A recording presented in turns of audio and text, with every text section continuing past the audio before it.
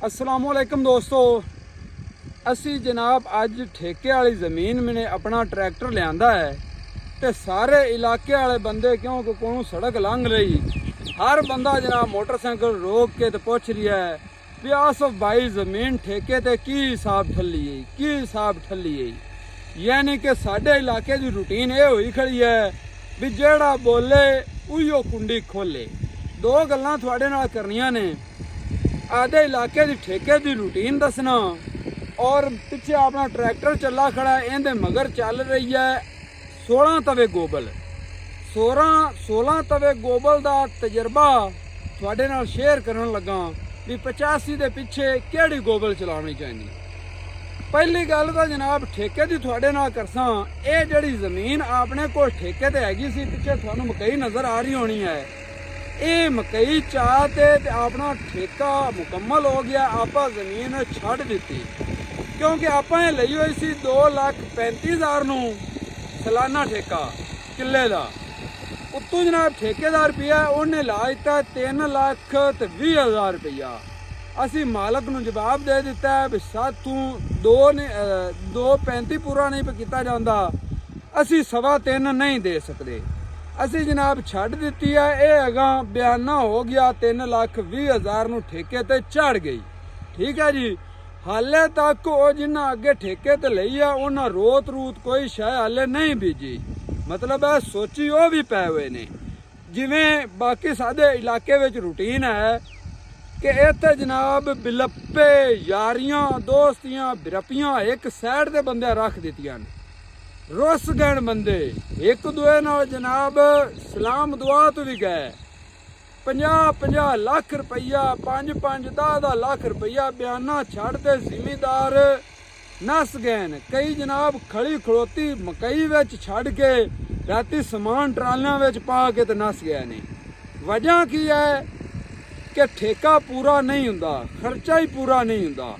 ते जेड़े लोगों ने यह सोचा भी अरू मरू करोड़ रुपया उत्ते कर्जा जड़ावना है, बेहतर है कि नस जाओ 5 लाख 10 लाख बयाना ही फिटा करो। अज की सूरत हाल यह है भी साडे इलाके विच किसी भी हाले ठेका कोई नहीं लिया, कोई 2 लाख नूं भी लवन नूं तैयार नहीं हैगा। लेकिन जमीन दे मालक ये आंदे ने भी साडा रेट उहियो 3 लाख 3.25 लाख ही रवे, इस हिसाब चढ़े। लेकिन अगू जिनसां दे रेट कोई नहीं, इस वास्ते लोग जमीन ठेके ते नहीं ला रहे। हर बंदा एक दूए नूं वेख रहा है कि ये अगर पहले लवे तो मुड़ मैं जमीन लवां। मालक भी वेख रहे हैं जमीन वाले भी फलाना बंदा ठेके ते अगर लैंदा है तो मुड़ असी आधे भी ठेकेदारां नूं उस हिसाब नाल दे दईए। इस वास्ते जेड़ा बंदा सड़क तो लगदा है वो स्कूटर रोक दे तो साथों पुछदा है भी खिच्ची साहब की हिसाब ठल लई ने, खिच्ची साहब मो रोक लई ने, खिच्ची साहब मो ठेके ते रोक लई ने। मियाँ साहब असी कोई नहीं रोकी ना, असी ठेके ते लई है, जस्ट असी एक किला वाह रहे हैं छलियां रखण आस्ते। छलियां रखण आस्ते लैजर कराऊँ है जमीन ते इत्थे आदियां छलियां सुकावनियां ने। कोई ठेके ते जमीन नहीं लई, ना ही इस हिसाब नूं वारा खांदी है, बल्कि 2 लाख नूं भी वारा नहीं खांदी। 2 लाख नूं भी असी लवण आस्ते तैयार नहीं हैगे। पैसे पल्लू पैंदे ने, खर्चा पल्लू पैंदा है। ठीक है जी, इस वास्ते असी जमीन नहीं लै रहे। ते कोई बंदा भी जेड़ा भी लवे वो पहले हिसाब किताब करे भी मैं की बीजना है ते विचों मैनू की बचना है, उस तो बाद ठेके नूं हथ पावे है। ठीक है जी, उदू हुण मैं थोड़े नाल गल करा 385 का तजर्बा शेयर करन लगा 16 तवे गोबल का। ये आप 16 तवे गोबल इत्थों है मंगी, अपनी हैगी 18 तवे।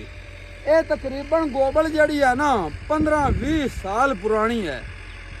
इस पिंड जलालकोट के पिंड के सरदार ने तैर नज़ीर वट्टू उनकी ये गोबल हैगी। वो जड़ा है ना 375 वड्डी बूथी वाला, उस तो बाद 385 के पिछे चलाते पे ने।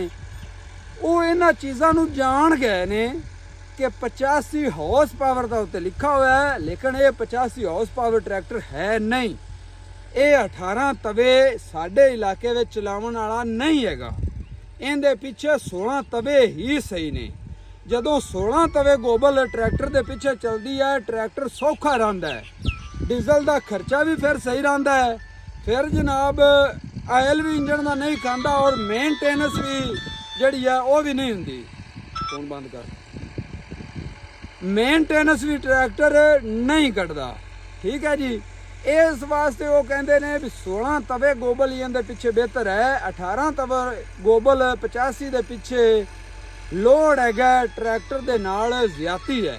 ਇਹ ਮੈਂ ਵੀ ਸਮਝਣਾ ਵੀ ਬਿਲਕੁਲ ਉਹਨਾਂ ਦੀ ਗੱਲ ਸੱਚੀ ਹੈ, ਉਹਨਾਂ ਦਾ ਤਜਰਬਾ ਹੈ ਨਾ, ਬਿਲਕੁਲ ਠੀਕ ਹੈਗਾ। 16 ਤਵੇ ਗੋਬਲ ਤੇ 385 ਬੜਾ ਈਜ਼ੀ ਚੱਲ ਰਹੀ ਹੈ, ਜ਼ਮੀਨ ਵੀ ਬੜੀ ਸੋਹਣੀ ਜਿਹੜਾ ਨਾ ਬਣ ਰਹੀ ਹੈ। ਇਹ ਤੁਸੀਂ ਵੀ ਆਦਾ ਤਜਰਬਾ ਸ਼ੇਅਰ ਕਰਨਾ ਹੈ ਕਿ ਗੱਲ ਸੱਚੀ ਹੈਗੀ ਹੈ।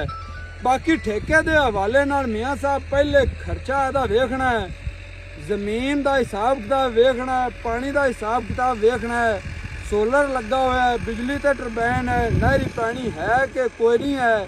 ਇਹ ਸਾਰੀਆਂ ਚੀਜ਼ਾਂ ਵੇਖ ਕੇ ਤੇ ਮੁੜ ਠੇਕੇ ਨੂੰ ਹੱਥ ਪਾਓ, ਵਰਨਾ ਸਾਡੇ ਇਲਾਕੇ ਦੇ ਠੇਕੇਦਾਰਾਂ ਨਾਲ ਜਿਹੜੀ ਹੋ ਗਈ ਹੈ ਨਾ, ਮੈਂ ਕਹਿੰਦਾ ਵੀ ਇਹ ਇਹਨਾਂ ਨਾਲ ਚੰਗੀ ਹੋ ਗਈ। ਕਿਉਂਕਿ ਇਹਨਾਂ ਨੇ ਕਸਮ ਪਾਈ ਹੋਈ ਸੀ ਵੀ ਅਸੀਂ ਕਿਸੇ ਗਰੀਬ ਨੇ ਅਗਰ ਮਾਲ ਵਾਸਤੇ ਡੱਗੀਆਂ ਵਾਸਤੇ ਕੋਈ ਕਿੱਲਾ 2 ਕਨਾਲੀ ਲਈ ਹੋਈ ਹੈ ਠੇਕੇ ਤੇ, ਤਾਂ ਅਸੀਂ ਉਹ ਵੀ ਇਹਨਾਂ ਕੋਲ ਨਹੀਂ ਛੱਡਣੀ। ਉਹ ਵੀ 20-25 ਕਿੱਲੇ ਦਾ ਵਧਾ ਕੇ ਤੇ ਉਹਦੇ ਕੋਲ ਖੋਹ ਲਿਆ ਵੀ ਇਹ ਵੀ ਸਾਡੇ ਕੋਲ ਹੋਵੇ ਤੇ ਅਸੀਂ ਜਿਹੜਾ ਹੈ ਨਾ ਕੋਠੀ ਪਾ ਲਈਏ। ਹੁਣ ਸੂਰਤ ਹਾਲ ਇਹ ਆ ਵੀ ਜਿਨ੍ਹਾਂ ਲੋਕਾਂ ਨੇ 3,70,000 ਨੂੰ 3.5 ਲੱਖ ਨੂੰ ਠੱਲੀ ਸੀ, ਉਹ ਹੁਣ ਇੱਕ ਭਰਾ ਦੂਸਰੇ ਭਰਾ ਨੂੰ ਆਂਦਾ ਵੀ ਤੂੰ ਪਾਇਆ, ਹੁਣ ਤੂੰ ਆਦੀ ਗੱਡੀ ਵੇਚ ਤੇ ਪੈਸੇ ਪੂਰੇ ਕਰ। ਉਹ ਆਂਦਾ ਨਹੀਂ ਨਹੀਂ ਮੈਂ ਤਾਂ ਨਹੀਂ ਆਖਾ, ਤੂੰ ਆਖਾ, ਤੂੰ ਪਹਿਲੇ ਆਦਾ ਟਰੈਕਟਰ ਵੇਚ ਤੇ ਪੈਸੇ ਪੂਰੇ ਕਰ। ਮਤਲਬ ਇਹ ਬਿਆਨਾ ਤਾਂ ਠੋਕੀ ਗਿਆ ਹੈ। ਹੁਣ ਜਿਹੜੇ ਬਾਕੀ ਦੇ ਘਾਟੇ ਨੇ ਉਹ ਟਰੈਕਟਰ ਵੇਚਦੇ, ਗੱਡੀਆਂ ਵੇਚਦੇ ਪੂਰੇ ਕੀਤੇ ਜਾ ਰਹੇ ਨੇ, ਮਾਲ ਵੇਚਦੇ ਪੂਰੇ ਕੀਤੇ ਜਾ ਰਹੇ ਨੇ। ਫਿਲ ਵਕਤ ਸਾਡੇ ਵੱਲੇ ਕੋਈ ਬੰਦਾ ਵੀ ਠੇਕੇ ਤੇ ਜ਼ਮੀਨ ਹਾਲੇ ਤੱਕ ਨਹੀਂ ਲੈ ਰਿਹਾ, ਕਿਸੇ ਵੀ ਨਹੀਂ ਲਈ। ਤੁਸੀਂ ਆਦੇ ਇਲਾਕੇ ਦੀ ਰੂਟੀਨ ਵੇਖਤੇ ਤੇ ਠੇਕੇ ਤੇ ਜ਼ਮੀਨ ਲੈਣੀ ਹੈ।